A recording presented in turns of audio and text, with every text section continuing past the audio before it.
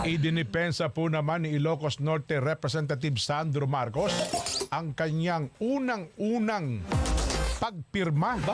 Siya ang kauna-unahan sa impeachment complaint laban kay BP Inday Duterte. Ayun, Dahil anya ito sa mga sinabi ng Vice Presidente na huhukayin ang bangkay ng kanyang lolo na si dating Ferdinand Marcos Sr.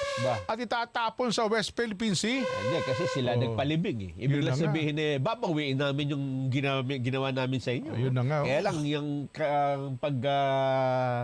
ang pagkakaintindi nila doon ay literal na huhukayin. Ang ibig lang sabihin nun, ang tatay ko ang nagpalibing sa lolo mo. Yun. Gusto mo babawiin namin yan? Yun. Parang ganun yun diba? Kasi parang wala silang utang na loob Parang Yun nga ang ganun. nangyayari. Oo. Ano sabi ni Sandro? Sabi ni Sandro tapos yun. pagbabantaan mo pa yung aking tatay, Ayun yung nga, aking yun nga. nanay, tsaka yung aming pinsan. Yun nga Yun ang